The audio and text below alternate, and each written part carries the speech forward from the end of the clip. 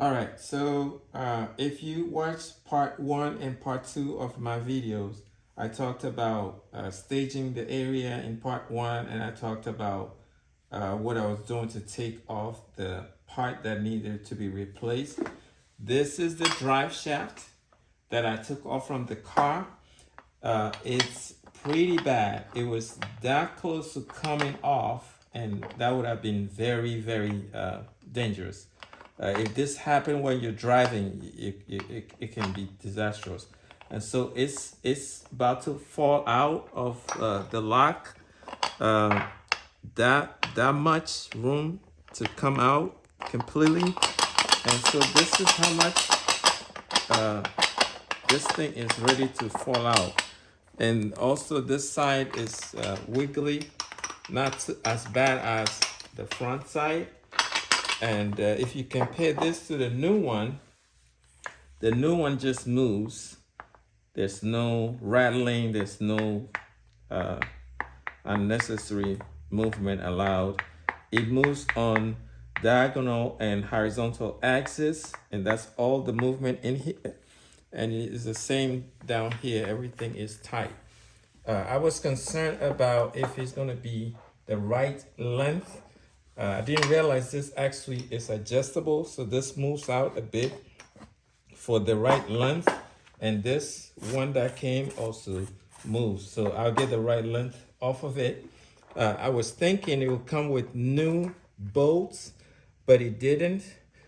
Fortunately, these old bolts are still good. They didn't strip, so I'm just gonna clean them with the wire brush and clean them very well and grease them up a bit to prevent rusting. And when it rusts, it's difficult to take it out. So the next time I do this job, I won't struggle as much. I want to talk about the bits that I use. The torque socket. This is a special tool that fits in this. So you would need to have this for this job. But make sure when you get in them, when I watched the video the first time, people talked about they use 55, a T55. Mine is T50, so I got a T50, but it is a 3/8 fitting here. This power drills, by the way, this is the air gun. This connection goes to my compressor back there, and so I need this for this type. Alternatively, this is just power, so it's a battery run. Unfortunately, this is kind of long for the shallow space that this is sitting in, so I had some difficulty using this compared to this one, but I also use extensions to get to them. When you get this fitting, which is 3/8, the 3/8 doesn't fit on the power drill. And so this power drill fitting is a 1/2 inch. And I use this extension, which connects a 1/2 inch to a 3/8. So this side of it will fit in the torque bit, and then this is the size for the power drill. Now, also, because of that, I can use this extensions, and so I get a longer distance from the power drill. I have different lengths for the extensions. I also have the extensions in 3/8. And so this same adapter can be used to connect a 3/8 extension here, this long with that, and then connect the 3/8 to a 1/2 inch, and you can connect it as long as you need it, and you can have you can reach that torque bit all the way from behind, so you kind of escape the cavity of the drive shaft that you're trying to take out. I sometimes just use manual power. That manual power comes with using stuff like this. So my basic physics taught me that the moment of a force is the magnitude of the force from the perpendicular distance to the rotational axis. So if you connect this bar to this piece, you apply a little force at the end here, you can turn something very tight. So, but under the car, I didn't have room to connect these bars. So I don't use them, but if you're taking a tire off of your car, you need something like this. You connect it to the breaker bar, and you apply the force at the end. It gives you much more power to turn it. Now, this wrenches also come in those same sizes. So this little one is the quarter inch.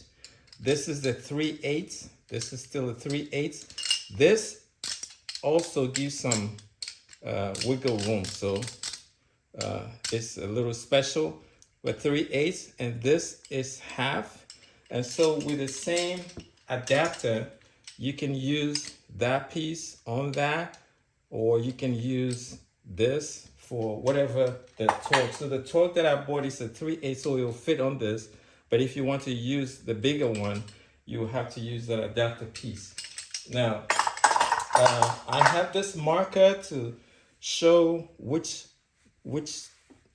bolt that I worked on when I'm under the car, because I had to do one side and turn it and do the other side. So I used the marker to let myself know which one I already worked on. That's what the marker is for. I use that to collect whatever is dripping from under the car. I use this to loosen the rusting. And so this is WD-40. When you have a lot of rusting, you're struggling to turn stuff, you can spray it in to loosen it. And so I use this pen to collect it when I spray it. Then to jack up the car, this car is very low. The E350 is very low. So I can't get the jack, the floor jack, to go under the car to connect the rubber boot under the car, where I need to put the jack connection and raise the car. So I use those wooden pieces.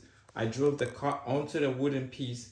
That is a 2-inch thickness. So it raised it up enough for me to put the jack under the car and raise it up, and then support it with those jack stands. You definitely need to support the car before you go under it to be safe. I use that roller to roll back and forth from under the car to get things done. And so the parts that I took off from the car is that shield that's sitting there. Those screws are 8mm screws. That is really what I needed to take off. The grooves here are the cuttings for the exhaust pipe. Once I took this off, this was exposed enough to take it out. This bracket supports the one side of the exhaust pipe. There's another side going to the other side. I didn't need to take the other side off. This bracket is 13mm here and a 12mm there. So far I used 8mm there to take the shield off, 12mm to take this side of the protecting bar off, and 13mm to take the middle connection off. And then the torque bit was a T50, okay? And everything came together. I took this off. I'm gonna go back and put the new one that came in, put it in, and let you guys know. This is my my shop light. It's an LED light. It's very powerful. It's not connected here, but it gives me enough light under the car. So so far I'm about to go put the new one in, and then I'll show you guys what the finished job looked like.